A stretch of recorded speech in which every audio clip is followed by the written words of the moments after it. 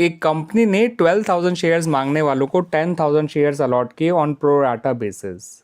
इसका मतलब कंपनी ने हर 6 शेयर मांगने वालों को 5 शेयर अलॉट किए हैं ऑन प्रो राटा बेसिस।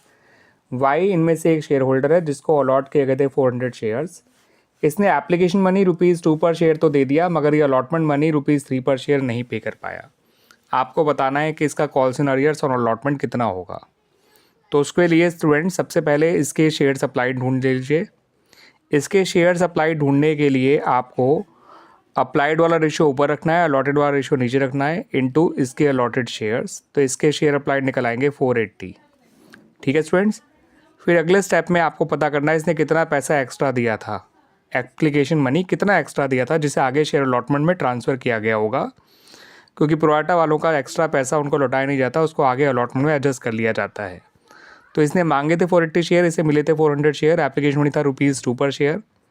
इसका मतलब इसका ₹160 जो है वो पहले से ही एक्स्ट्रा आया हुआ था फ्रॉम एप्लीकेशन टू अलॉटमेंट। अब इसका calls in arrears on allotment निकाल लीजिए। उसके लिए इसके अलॉटेड शेयर को याद रखिए, इसके अलॉटेड शेयर को अलॉटमेंट मनी पर शेयर से मल्टीप्लाई करिए और उसमें से इसका जो इतना पैसा पहले का एक्स्ट्रा आया हुआ है वो माइनस कर दीजिए।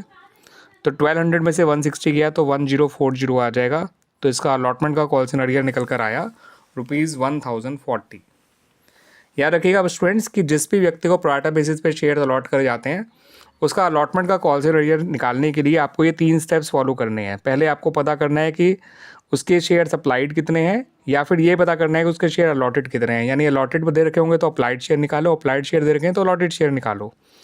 हमें उसके दोनों तरह के शेयर पता होने चाहिए, अप्लाइड शेयर भी और अलॉटेड शेयर भी, ताकि हम ये जान सकें उसने कितना पैसा एक्स्ट्रा मांगा था, कितना पैसा एक्स्ट्रा दे रखा है ऑन एप्लीकेशन।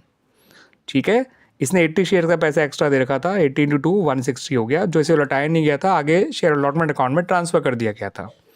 अब इसका जो अलॉटमेंट का हमें अरियर निकालना है उसके लिए इसके अलॉटेड शेयर को ही मल्टीप्लाई करना है अलॉटमेंट मनी पर शेयर से, और उसमें से जितना पैसा इसका पहले से आया हुआ है फ्रॉम एप्लीकेशन टू अलॉटमेंट वो माइनस कर देना है। ठीक है, ये 3 स्टेप्स आपने दिमाग में बैठा लीजिए स्टूडेंट्स। ये आपको हर बार अप्लाई करना होगा जब भी आप calls in arrear on allotment निकालेंगे for such a share जिसको प्रोराटा बेसिस पे शेयर अलॉट करे गए थे। ऐसे व्यक्ति का calls in arrear in 3 steps को फॉलो करके आसानी से आप बता सकते हैं।